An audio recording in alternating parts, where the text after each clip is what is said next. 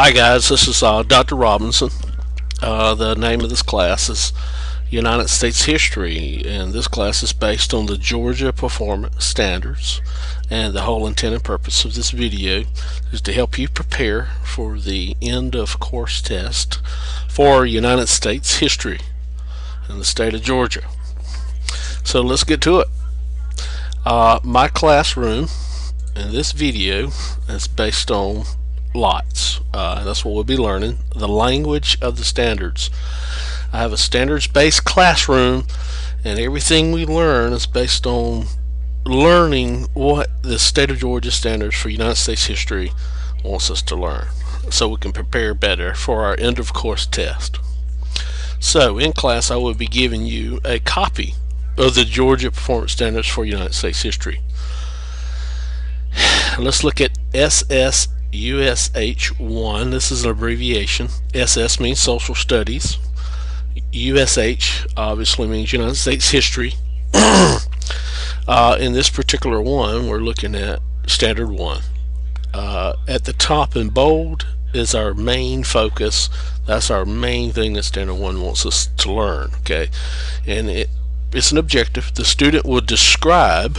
That's what we need to do, is describe European settlement in North America during the 17th century. Underneath that there's A, B, C, D, E. There's 5 substandards. So we're going to look at each one individually. 1A, 1B, 1C, 1D, 1E, and we'll touch on those separately. So let's get to it and let's start looking at this language of the standards. The overall focus, the student would describe European settlement in North America during the 17th century. Pretty much we're talking about the colonization of the North American continent by countries in Europe. More specifically, England, Great Britain. So that's our overall focus. Our first substandard here is 1A. Okay, 1A is a mouthful of information. I mean, there's a lot of stuff there that we have to learn. So let's look here. It says explain Virginia's development, and then there's a semicolon, and it's extremely important that we read our standards. I mean, students, guys, you have to read. Reading is extremely important, and I want to show you right now how do we break this down. How do we read it? How do we interpret it? So if we see explain Virginia's development, we see a semicolon, and then after the semicolon we see the magic word include. And basically that's the way the state of Georgia is trying to get you to focus in on what specific things you need to learn. Okay, and then we have the Virginia Company, comma, the tobacco cultivation, comma, relationships with Native Americans such as Powhatan, comma, development of the House of Burgesses, comma, Bacon's Rebellion, comma, and the development of slavery. So a different way we can look at this visually is we can look at it as what is the focus of that particular substandard, and directly before the semicolon we see what that focus is.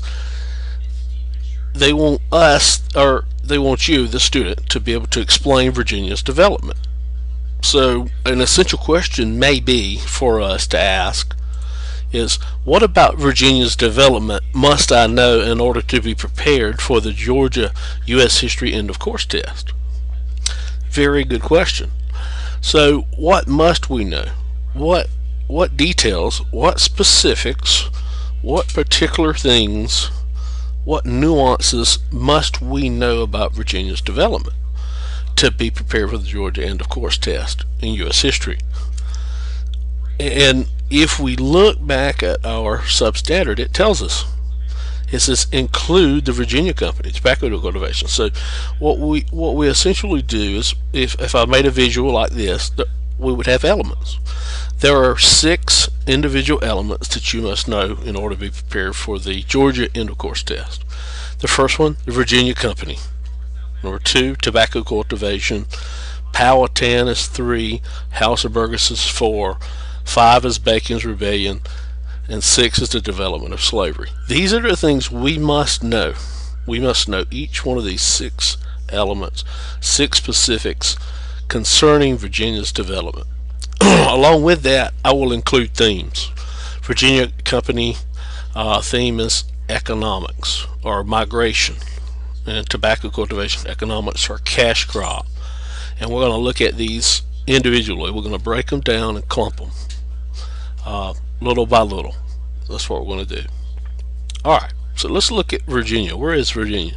If we look in 1773, like on this map, part of the original 13 colonies were the southern colonies. The heart of the southern colonies was Virginia. This located in the green on this map. And Virginia on the James River near Williamsburg here was Jamestown, was the first settlement. Virginia was going to be the first colony. In our standards, we're looking at Virginia's development, how to develop. In a larger sense, we're looking at, in our standards, how did the southern colonies develop? Because the principles we're going to be looking at really also include southern colonies. Alright, so let's look at the first thing we want to look at, okay? Virginia Company. What is the Virginia Company? What is it? I mean, in Virginia's development, and that's what we need to do, is explain Virginia's development, we have to understand element 1, the Virginia Company. What is the Virginia Company? Okay. The Virginia Company is a joint stock company, and if you're not familiar with economic terms, that's exactly what that is. A joint stock company is an economic term. And a joint stock company, the Virginia Company, established the first permanent English colony in the United States, what we know as the United States today, in the North American continent, and is known as Virginia. What is a joint stock company? A joint stock company is a formation or sharing by English merchants. It's a business arrangement, and its purpose is so that people can make a profit, make a financial profit from any type of business venture they enter into with others, with other merchants. Okay, so there's a need. In order for this financial venture or business venture to be successful, you need capital to invest within it. And in this sense, you know, people are leaving Europe, they're leaving England, and they're traveling on ships to the New World. And it's very risky because there's lots of things that could keep this venture from becoming successful.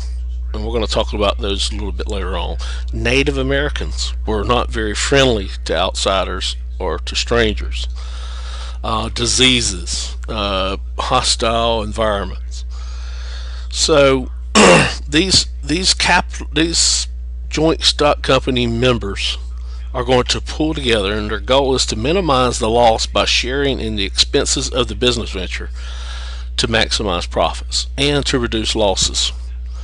So who's involved? English merchants are involved. You know, they need grain, they need laborers, they need all kind of different articles to put on these ships to bring to the New World to make a settlement.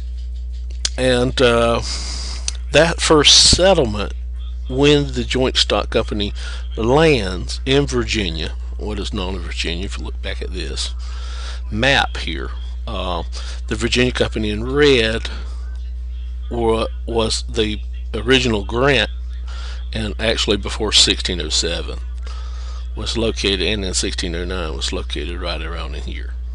And then with the Plymouth colony later in 1620 up here in the teal color. Okay, the first permanent English settlement within Virginia is Jamestown, Virginia. So our first permanent English colony is going to be Virginia, but our first permanent English settlement will be Jamestown, Virginia.